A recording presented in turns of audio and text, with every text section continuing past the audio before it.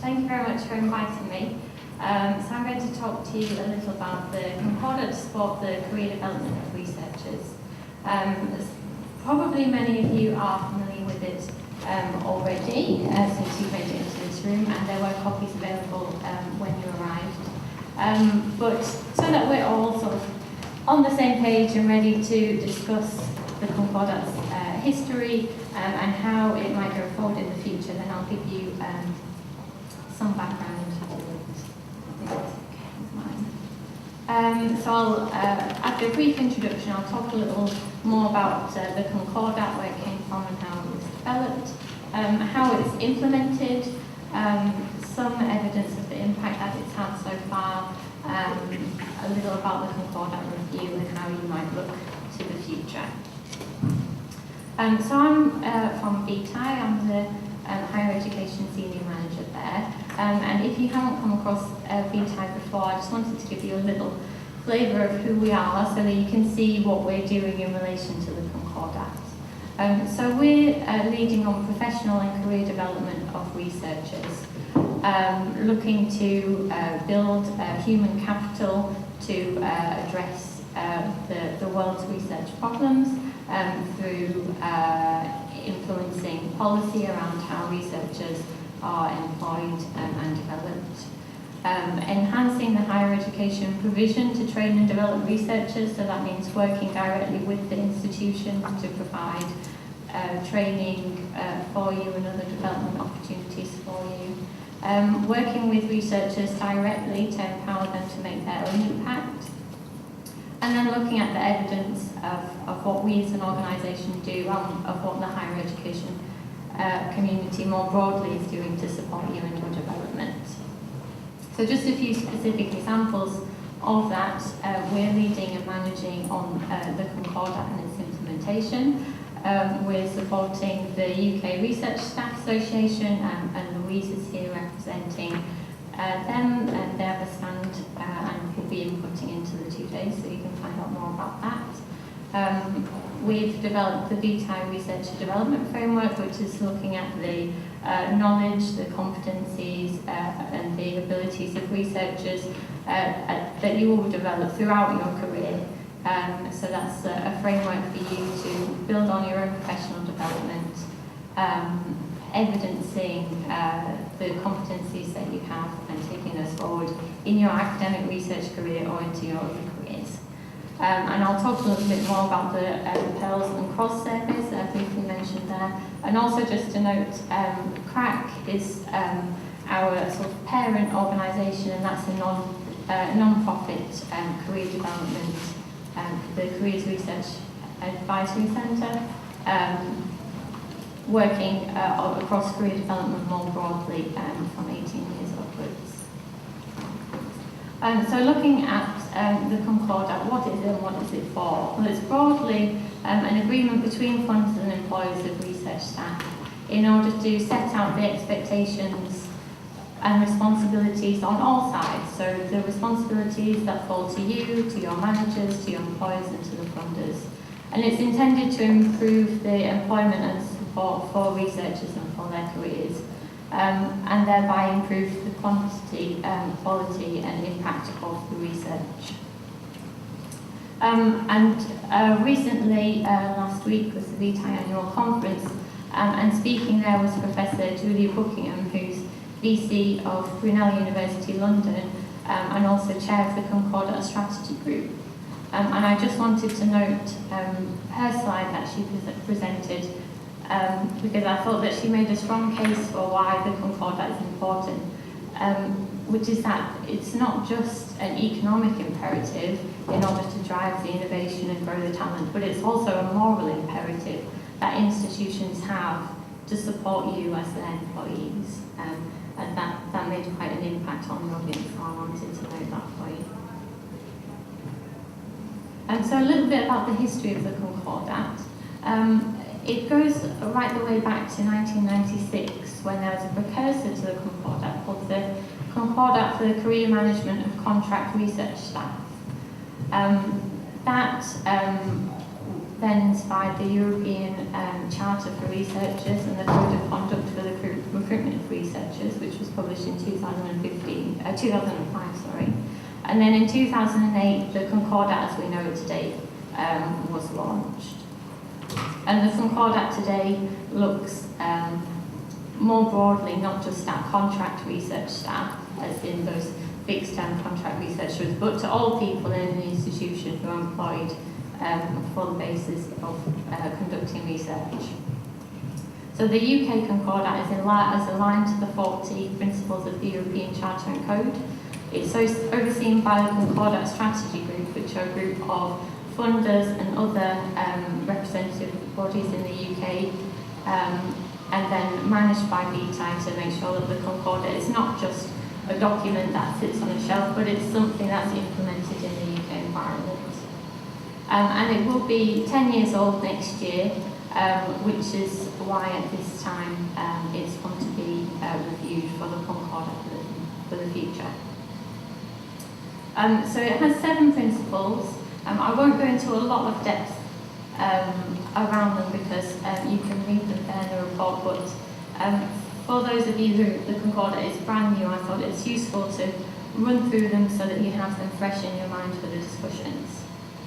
So the first is around recognising the importance of the recruitment, selection and retention of researchers to ensure that we have those with the highest potential to achieve excellence in research.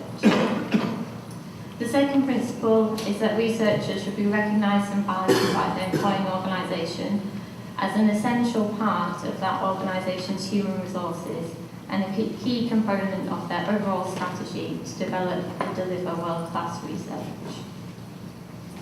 The third is that researchers should be equipped and supported to be adaptable and flexible in an increasingly diverse, mobile and global research environment. And fourth, the importance of researchers' personal and career development and lifelong learning should be clearly recognised and promoted at all stages of their career. The fifth is the responsibility of you as researchers to own your career and to own your career development. So all of the support and the training and so on can be put in around you, but you have to own it and engage with it. The sixth is around the diversity and equality of the research environment, including how that applies to the recruitment and career management of researchers. And the seventh is ensuring that there's regular review and that there's evidence of the impact of the Concordat. So as I mentioned, Vitae are managing the implementation in the UK, so I wanted to talk a little bit about what that actually means in practice. So you may know of the European HR Excellence in Research Award, and that's a European-wide award that institutions can hold to demonstrate their adherence to, in Europe, the European Charter and Code, and in UK, to the 7 principles of the Concordat. The UK process is slightly streamlined because UK research degree awarding institutions already have to adhere to the Quality Assurance Agency Quality Code for research degrees, and that allows them to undertake a streamlined process aligning to the 7 principles of the Concordat rather than the 40 principles of the code. But what that process means in practice is that institutions have to undertake a gap analysis of their policies and practices and how they align to the principles of the Concordat. On the back of that, they publish an implementation plan. All of those plans are online available, so you could have a look at your institution's implementation plan and see whether you agree that that is being put into practice. The institutions then have to go through a review process every 2 years, and at various stages that's independently, externally reviewed. And in the UK there are at least 98 award holders. Some are going through a review process at the moment, so they're in kind of in between stage. But just to note that that's out of 384 holders across all countries of Europe. So proportionally, the UK is performing ahead of the European countries. So that's a little bit about how the Concordat is delivered into the universities. But what does that mean in practice? Has anything actually happened in the universities? So I'd like to talk about the Careers in Research online survey, CROS short. And there are two surveys. There's also the Principal Investigators and Research Leaders survey, which I'm not going to talk about here, but these two surveys are run nationally by Vitae, delivered online and communicated through the universities, by the universities, to get a feel of how the experience is for you as researchers.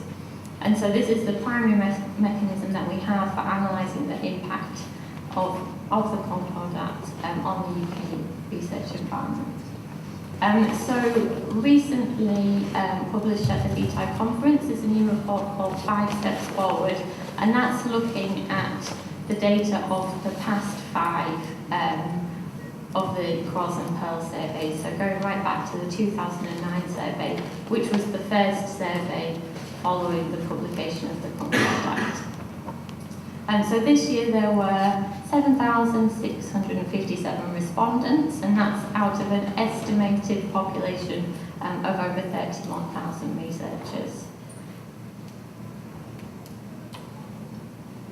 So the first snippet of data that I'll go into, and I'm not going to go through the whole report, but there are copies available on the stand if you'd like to get some more detail. But the first to note is aligned to Principle 1, so that was around the recruitment, selection and retention of researchers. And this is showing the proportion of cross-respondents who learn about the position that they're employed in through open advertisement or listing. So this is all around the open and transparent recruitment of researchers, rather than the anecdote that you hear. I found about my position through my current line manager and was sort of pointed through a back channel. And so you can see the positive impact that this is increasing, although there's still space to do better there. So currently around 52% of the respondents had heard about their position through an open listing. Still looking at Principle 1 around the recruitment, so this is the proportion of respondents employed on fixed-term contracts. And so you can see this is decreasing year on year until now. It's at 72% employed on fixed-term contracts, still a very high proportion. So that means only 28% are therefore on open-ended contracts. So it is improving, but again, space to do better. So looking at the second principle, which is how are you recognised and valued for the contribution that you make to your institutions? This is looking at various tasks that researchers undertake, so supervising and managing staff, teaching and lecturing, public engagement with research, supervising research students, grant and funding application and publications.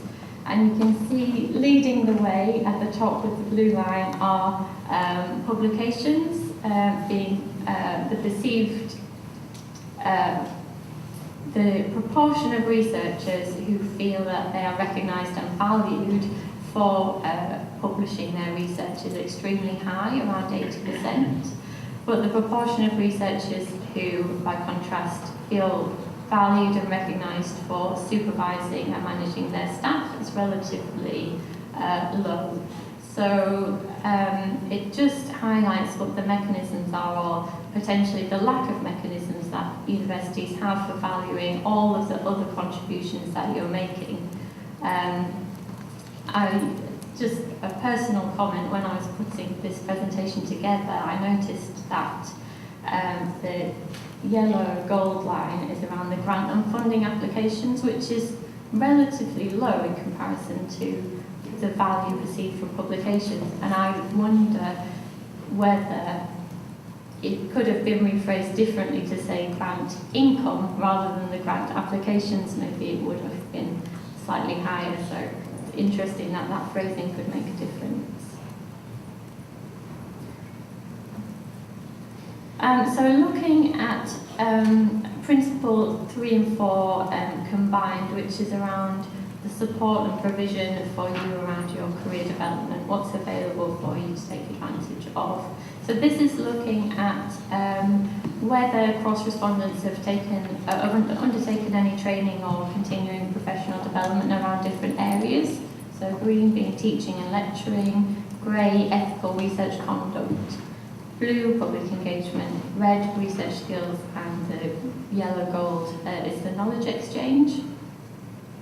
And so you can see researchers are taking more training around things more connected to the research environment directly, and much less training around the knowledge exchange kind of area. So again, it's all tying into this recognition and value of what is your role in the university, what are you valued for, and what training is available for you, not just to progress your research career, but to progress your career in other various directions. And so again, this is looking at another selection of transferable skills and how they, and whether the respondents have taken any training. And you can see that for elements even further removed from directly the research environment, so career management in particular, in the red, the proportion of respondents who'd undertaken training in that area was even less. So this is interacting with your career ownership and your responsibility for your career management as well.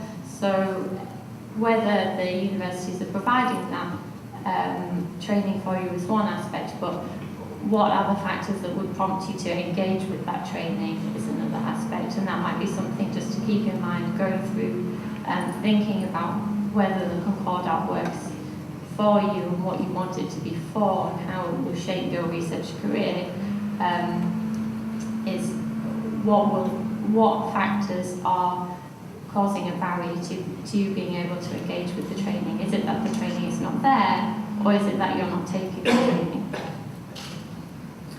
So I just wanted to pick out a few quotes from a recent Concordat discussion paper. Again, just putting some ideas in your mind, different perspectives that you might not have thought about. So one is that the Concordat strategy group has affirmed that the principles of the Concordat should extend to all those who are engaged in research, not just those employed on research contracts. So I know that most of you here in the room are postdocs. Your primary responsibility is research.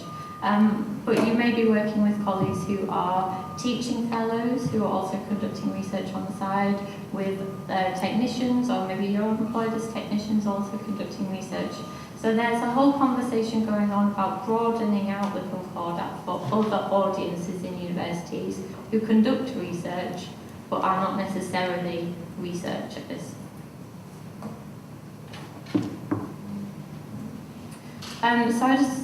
Significant progress has been made, but as we've seen, fixed-term contracts are still prevalent. The engagement of the principal investigators can be limited. One of the barriers affecting whether you engage with the training professional development available may be that your line manager, your principal investigator, doesn't make the time available for you, or you don't feel able to ask for that time. Looking at where the Concordat is now and where the research environment is now compared to 10 years ago, the research environment has changed. There's more emphasis on research integrity, on open research, on the global research challenges. So the Concordat of tomorrow needs to fit where the research environment is going and not just where research careers are going. I've mentioned looking at the broader understanding of the research community, not just those employed specifically on a research contract. And there are many other Concordats. There's Concordat for public engagement and so on. And so thinking about where the Concordat sits in relation to the broader environment. So this is a photo from the recent Vitae conference. And so Jane Wellens from Nottingham University prompted us to think about Generation Z. Generation Z are the researchers starting their undergraduate degrees right now. They're the researchers who will be in post in their research careers in 10 years' time. So the lifetime of this Concordat has been 10 years. If you think about the lifetime of the next Concordat as covering the next 10 years, what are those future researchers going to be like? How will they operate? They're people who are used to information at their fingertips. They're glued to their smartphones. So it's just thinking about not just what the research environment looks like now, but where is it going? So some questions for you. In terms of talent development, what are today's and tomorrow's researchers being developed for? What should you and do you expect from your funders and your institutions? And how do you take on that personal responsibility? What factors prompt you to engage with or disengage with your professional and career development? So if you wanted to get any more detail on any of the data that I've presented there, I do have some copies of the report out on the stand there, but you can also log into the Vitae website for much of that information. Thank you.